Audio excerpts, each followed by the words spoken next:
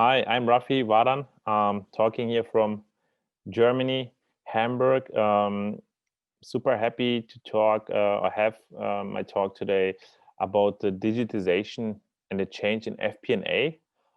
It's part of the track of BI reporting and business use cases, and I would like to share. My screen and would like to um, have a talk about this kind of area, which is right now I would say super trendy and super interesting. So let me share my screen and start the presentation.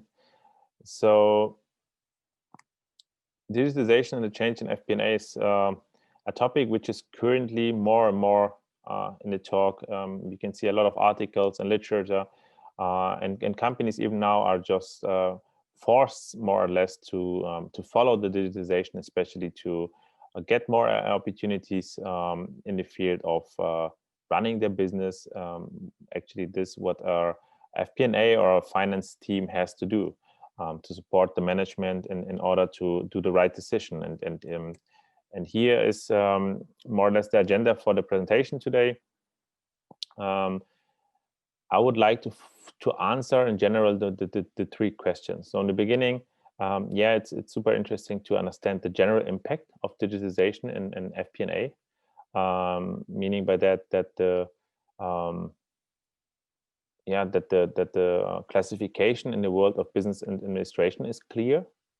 And the second thing is we see a huge developing of tasks. So we have analyzed, and especially my research group, we have analyzed tasks of management accountants and FP&A analysts, and I've seen that there's definitely a big shift running in this. And also, the third question would be how this role in general is going to change for the future. So what kind of impact and what kind of conclusion can we take for the industry? What kind of conclusion can we take for the future graduates from the schools and students as universities? So those kind of question I would like to try to answer with my presentation here. Maybe some words about myself. I have a business administration background, studied in Germany in my bachelor's and also in my master's. Started my career as a controller. Maybe in this moment I have to explain that the term controller in Germany means exactly the same as it is in the US, for instance, for financial analyst or for FP&A analyst or even management accountant. So it's the same term, it's equivalent, and we just use the term controller here. So I worked there for 4 years in various finance departments, worked as marketing controller, even as sales controller, and later on also as a manufacturing controller. Started then also during my full-time job to do a PhD.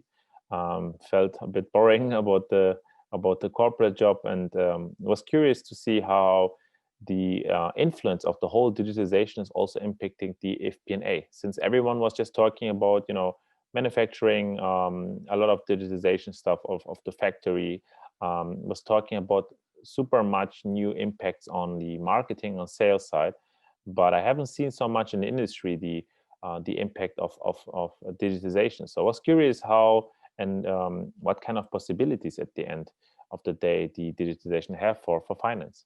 So during I was doing my PhD, I jumped or moved over to Los Angeles, started a job there. I got a job offer from Lufthansa Technik, a huge German company here.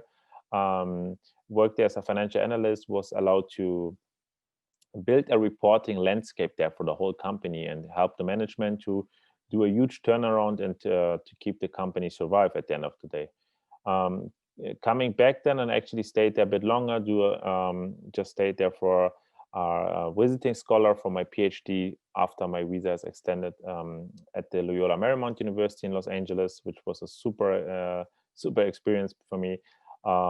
Came back to Germany and founded the company Stargazr. Stargazr is a company which is building more or less an AI-powered software for the FP&A world.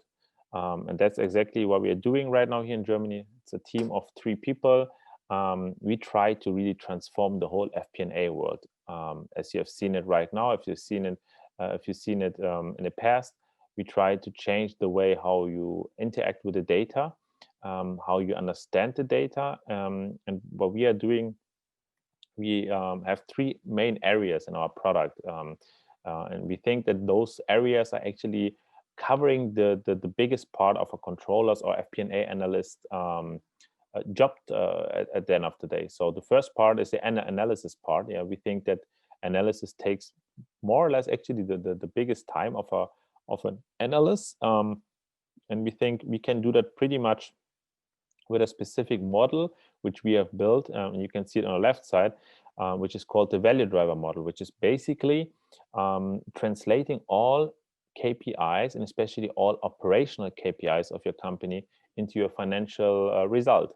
Meaning by it explains you super much then what happens on your shop floor, what kind of process do you have on your shop floor, and translated it converts it directly to your financial impact. The second thing where we implement also there is sentiment analytics. Sentiment analytics is something which is super common in marketing and sales. But now we try to also encourage the finance team with it. So we hope that we can encourage everything which is running outside of the enterprise data, which is running in the web, trying to encourage that to the financial forecast, for instance. So meaning by we would like to see how assessments from your products on social media is maybe helping you in your forecast. You would like to also encourage and see some causalities when it comes to how the condition of your supplier is maybe currently, or how the stocks is going on. So all those kind of trends we would like to encourage in the finance world. In the middle side, you see the forecasting sector. I think more or less in the FP&A, the forecasting is one of the most difficult tasks. And what we would like to do is to encourage statistical methods, and not only doing predictive analytics, which is something which is more or less common for a lot of startups, what they're doing. But we also try to do one step ahead and go for the prescriptive analytics. That means with predictive analytics, you could maybe answer the questions, what could happen next, while we are trying with prescriptive analytics to build a machine which is more or less telling us as a user what an FP&A analyst has to do as next before the company is going to be unprofitable. So building a machine which is more or less telling you what you have to do. And rounding that product up is we built our own reporting feed, what you can more or less even imagine like a LinkedIn feed or Facebook feed, where the whole information flow within the organization is going to change. So just to talk about our software. But coming to the next question is, and that's maybe the very or I would say more or less it's a buzzword what we hear for the last 5 to 10 years super much. I think especially now when it came to COVID-19, we have seen even an acceleration of those kind of digital transformations. So when we talk about the digital transformation, we see even not even in corporates, but also like in institutes or even in universities, you can see there's a shift that everything is going around. It's going around Zoom calls. It's going around virtual or even online platforms, and that's an opportunity. But when we try to answer the question, it's super important. We have like roughly, I would say, if you ask someone about this question, you would have maybe like 10 different answers or even opinions. So it's basically important that on the one side, on the left side, we see it's a quote from Kane, from the professor of information system, where he basically is telling that digital transformation is not only about the technology. So a lot of people are thinking when it comes to digital transformation that we talk only about the technology buzzword, even if it's cloud or I don't know, robotic process automation. But it's not about this question. It's more about the question, how can we change existing structures through digital transformation? Or even more, how can we change it strategically?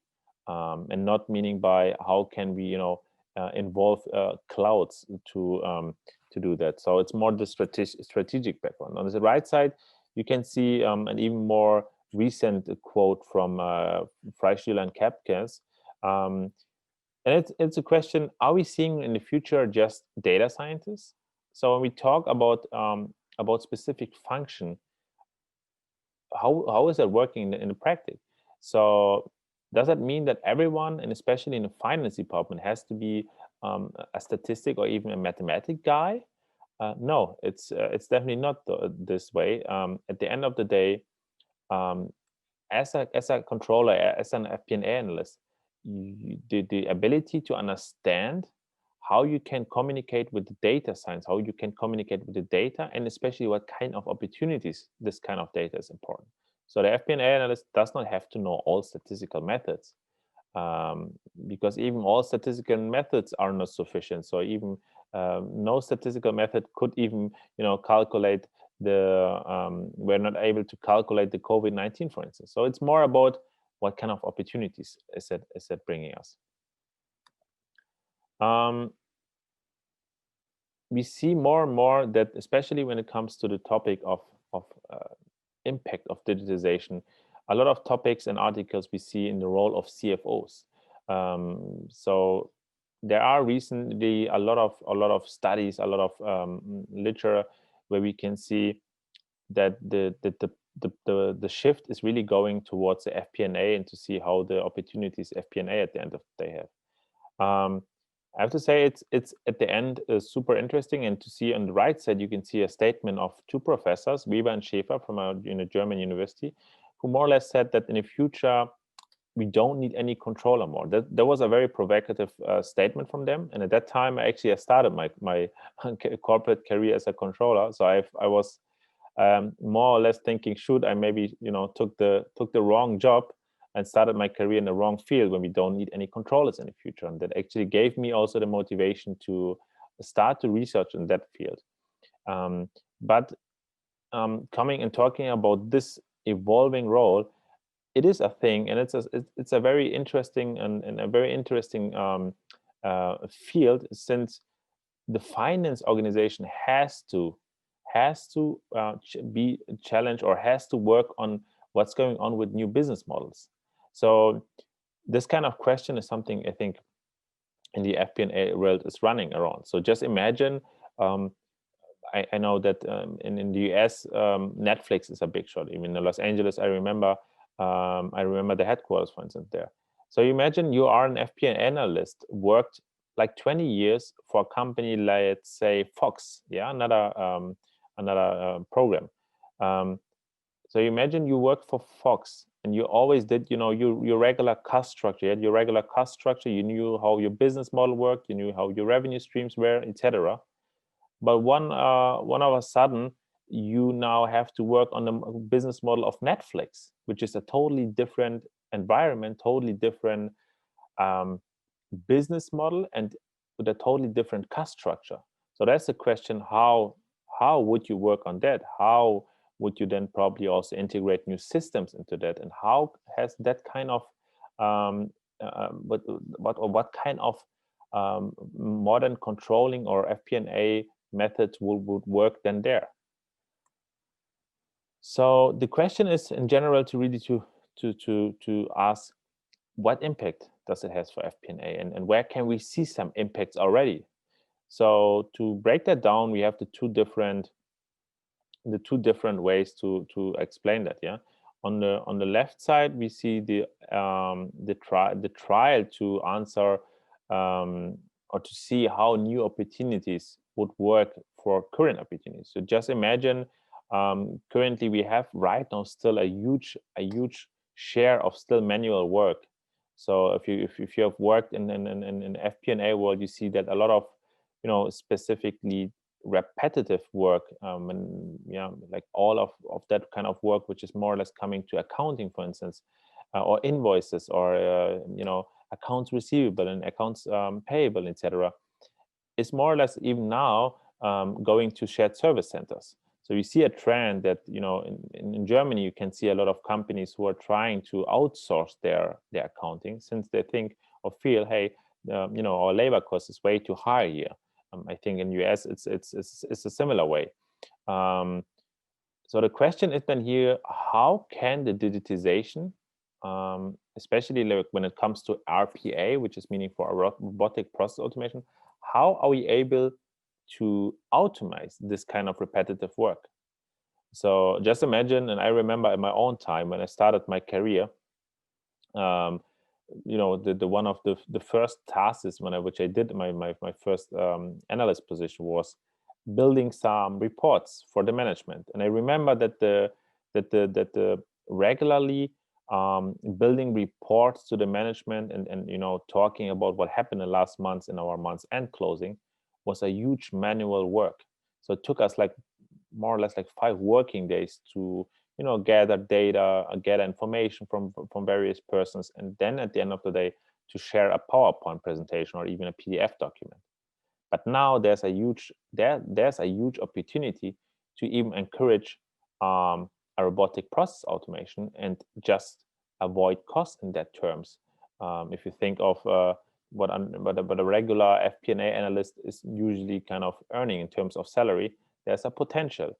And I don't think in that terms that the potential should be something like, you can just get rid of this kind of FP&A analyst. I just see it, or I think it's more or less should be seen as an opportunity that the kind of repetitive work is not something what an FP&A analyst should do. It should be more on that side that he should do something different, which is probably more important for him. On the right side, you see the field of exploration, and especially when it comes to new business models. So we see that we have seen a lot of shifts in various business models. We just take the example with hotels, with hotels, or even like with cars. We took the example with Volkswagen, a German car producer, one of the biggest worldwide. What is the difference there in comparison to Airbnb, when we are talking more about a sharing model, or even a Moya, which is a car service model similar to Uber or Lyft? We see on the left side that from the controlling or from the accounting service, we definitely see that the assets, for instance, is a huge difference. On the left side, when we have some hotels and etc., we have high assets from the FP&A side, which we have to control. We have a lot of high production costs. Building cars and just selling it it's associated with high production costs, but on the other side also it brings us with a fast revenue approach. While when we are talking about some car sharing methods, I know that in US the restrictions are a bit low on that, but in Germany you have a lot of restriction when it comes to how can we gain revenues on that. You have to talk to the city. You have to arrange a lot of different stuff, which is a super slow as a revenue approach. But in general, you have even nearly to zero production cost, and also without any assets.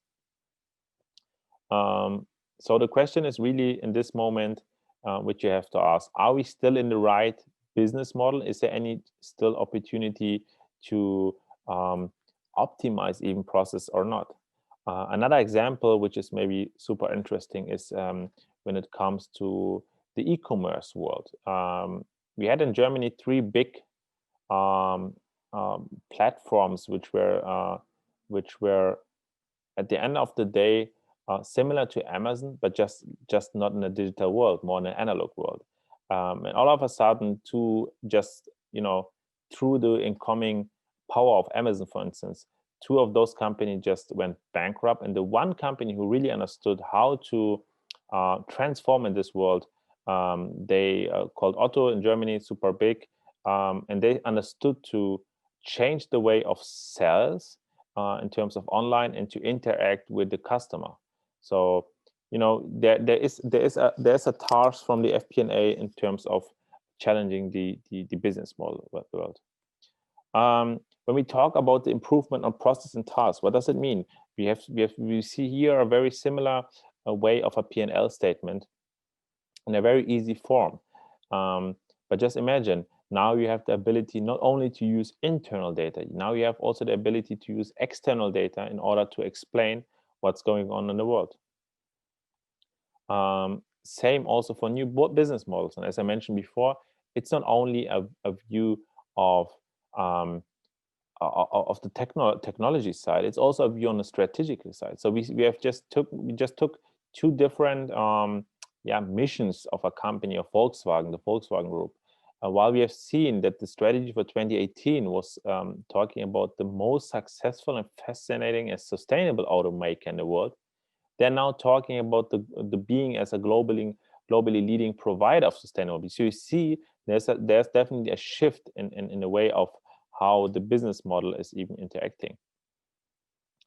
In general, we can talk about the manufacturing world as well. So when we see how the industry 4.0 often called, or somewhere they're also called as a smart manufacturing or smart factory, at the end of the day, it gives us opportunity to, through the increasing digitization, that the production systems are working as a network amongst themselves. So they're able to talk to each other, and that brings for the finance and FP&A world even more opportunities of gathering more data points, and that's even a huge thing. So talking again about the different buzzwords, I would say more or less what we can see here, and bringing them together. So on the left side, you see a lot of buzzwords when it comes to FP&A and digitization, starting from machine learning to deep learning, to robotic process automation, etc. But on the right side, what I've mentioned before, we see a shift. We see a different way of pricing models, of subscription-based pricing model, which means for the FP&A world that the revenues are way lower. We see new competitors. So if you think of when you think of cars, the car competition, and we see that in Germany we have a very strong car manufacturing industry. But you see that even Google is trying now, or even Apple is trying now to build cars. So we have a totally new competition world, and they have the advantage that they really are able to use a lot of data. So that brings even new customer.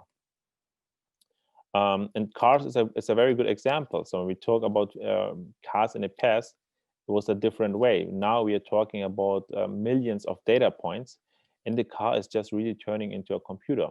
So just imagine how many opportunities for our cars are inside of the company of a car, where our abilities to sell more than a car is just able to do. So if you just imagine some GPS systems, which are more or less not very cheap, which cost like around $3,000 or $4,000, that is a huge thing.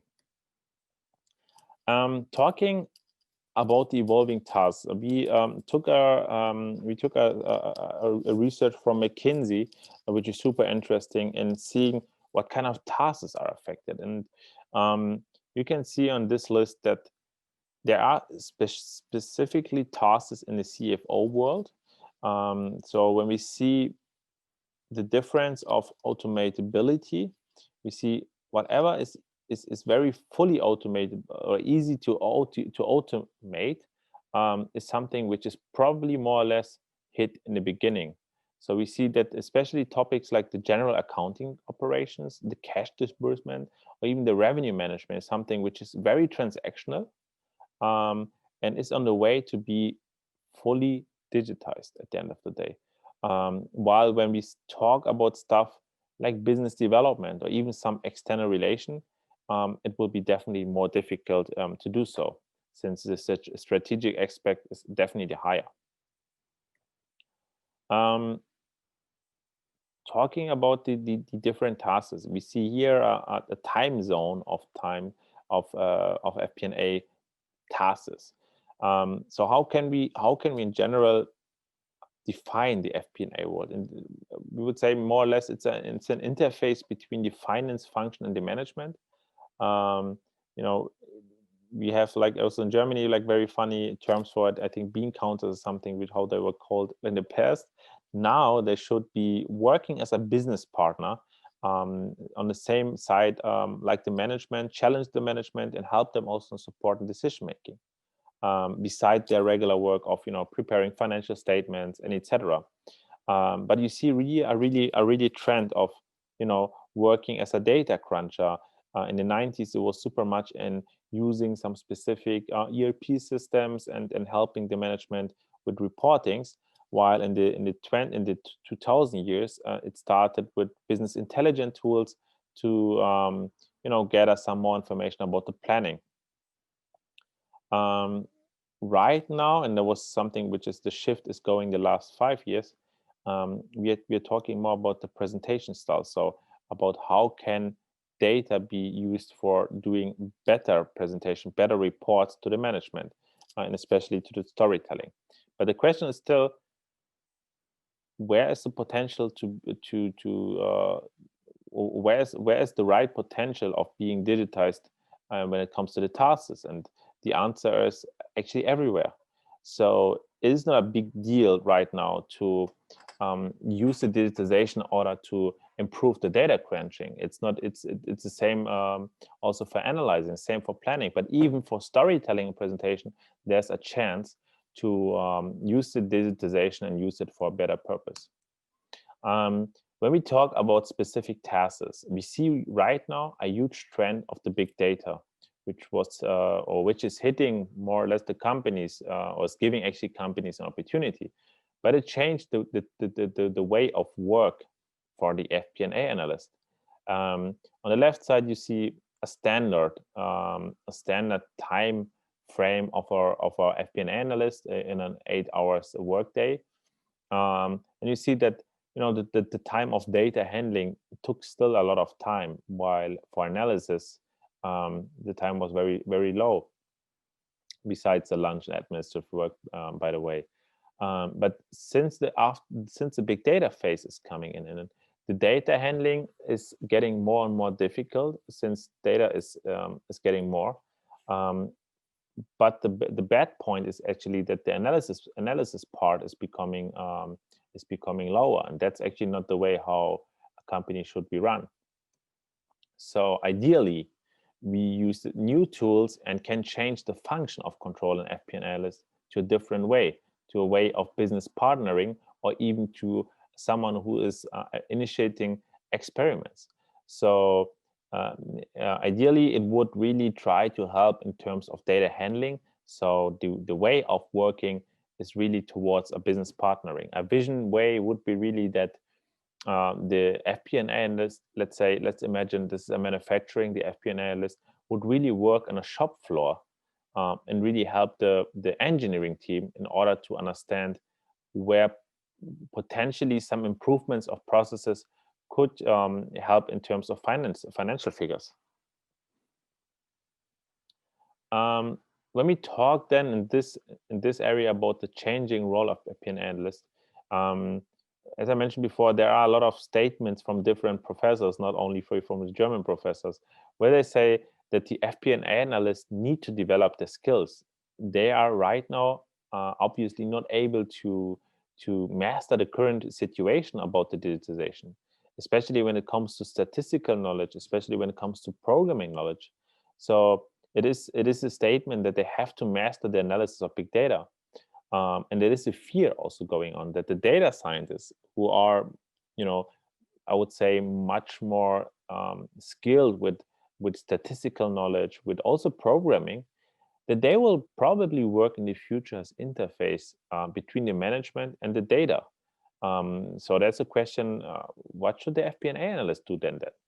And what I did together with my research group was we did a long study, or actually an exploratory job advertisement analysis of the biggest 30 companies in Germany. We did that also for the US, but that's unfortunately not part of this speak here right now.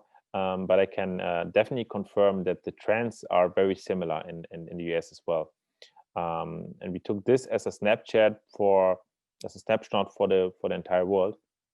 So we analyzed more or less 3 years of data of job advertisements, figured out actually catch like nearly 80 or 75K of job advertisements. From that, around 2.5% were just articulated as FP&A analyst or management accountant. And basically, our first question was, do we see a trend of the position of FP&A analyst? So can we really say that the trend is going to that area that in the future you don't need the FP&A analyst? And you can basically see here on the left side, you see the scale of percentage of the demand of management accountant or FP&A analyst in relation to the full demand of every job advertisement. So we could see that in general there is a demand of around 2 to 3%, and we don't see any trends. So we can confirm that the demand of FP&A analysts is still high. And what we're doing right now towards 2021, we still analyze those kind of data, and we see still the demand is super high, even now with a small of dip through the COVID-19. But in general, you can't see any trend there. So when it comes to the business partner, what we could find out through the data was definitely that there is the shift of digitization, and that's definitely the way of business partnering. Yeah, so even the way of split the difference between the business and the data science scene. We really started then also to analyze in a specific 3 ways. We had the intention to see, do we see any trend in terms of IT competences? So can we see that, for instance, even specific IT program languages are even needed super much right now, what we can give even now as suggestions to universities, to maybe teach as a subject in universities for finance subjects. We also checked the technical and methodological competences, and on the last slide also the soft skills. So when it comes to IT competences, we could see that a trend is not super much seen in various tools. So if you see the specific IT tools, like SAP as an ERP system, Microsoft Excel, we don't see a huge shift. But we could say in general, some visual basic stuff like VBA, Access, and etc. Even PowerPoint is asked more, but more or less, and there was a bit against the trend. Excel is still something which people still ask for. When we talk about statistical software programs, we see a shift. Programming language like R, MATLAB is slowly increasing. Smaller providers like Tableau or ClickView are even increasing more. But when we talk about programming language, we see a definitely shift.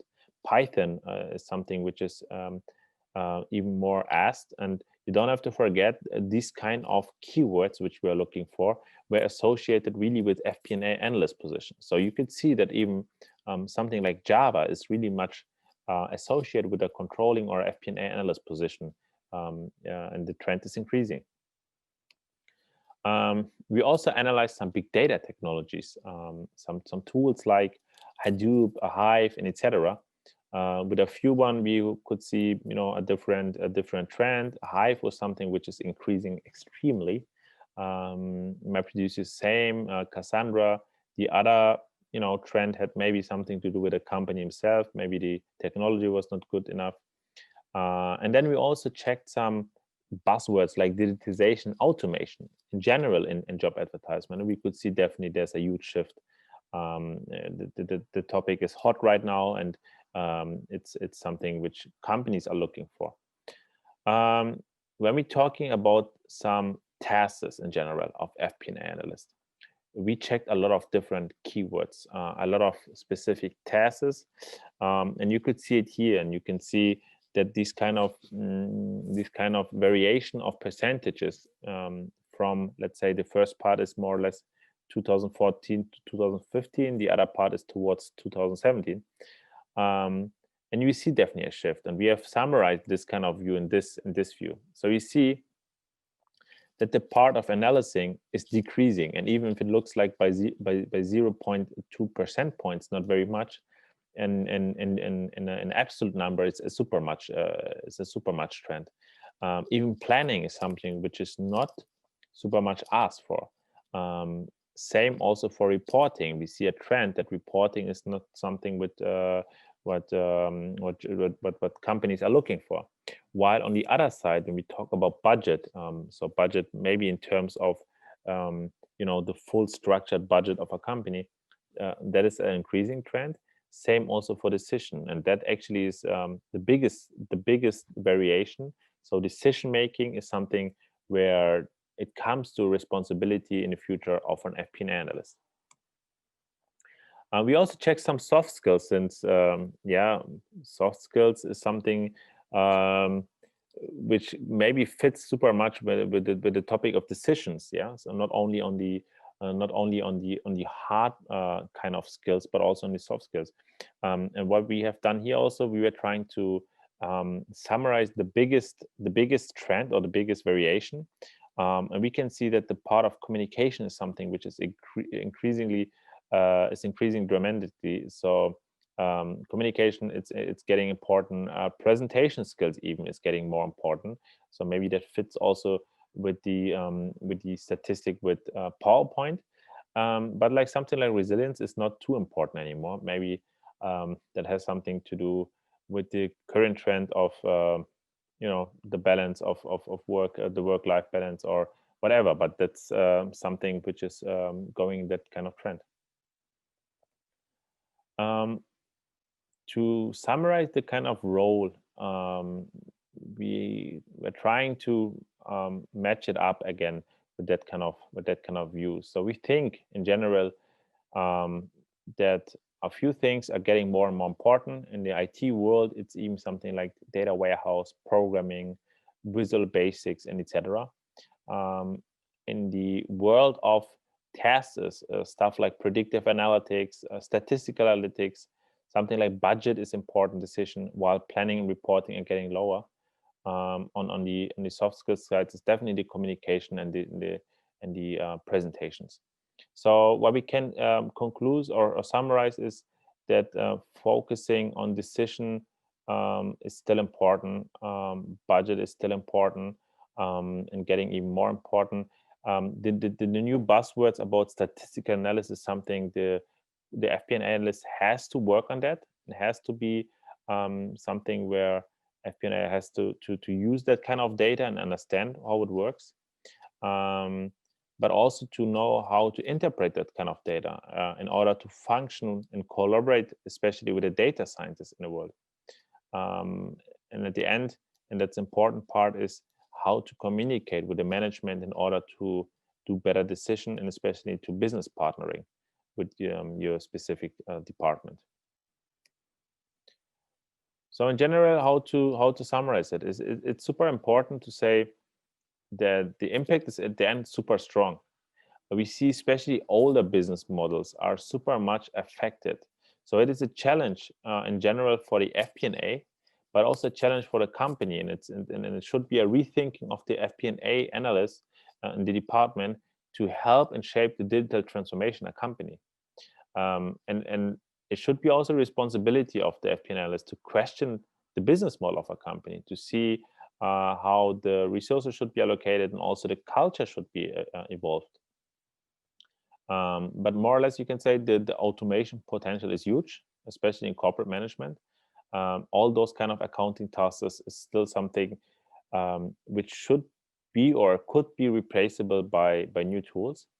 And it is important that the statistic or the research and the data has shown that the capabilities must expand in general. So, but it doesn't mean that the automation potential is at the end, replacing some jobs. It should mean that there should be a shift in general, so that the FP&A analysts still even more work on the social skills in terms of communication, presentation skills, in order to be able to do right decision, in order to be able to explain what's going on the data world and make out of the data a story. So being a good storyteller is still something in 2020 which is super important and super essential. And being a communicator in a way of and middleman between the data and the management is still something what companies are looking for. So in general, we can summarize it with that FP&A must strengthen the analytic potential of the company, and they are definitely responsible for it. So I would like to thank you for listening to the talk. I would be happy if we could connect, and I'm looking forward to your questions. So thank you very much, and looking for your question.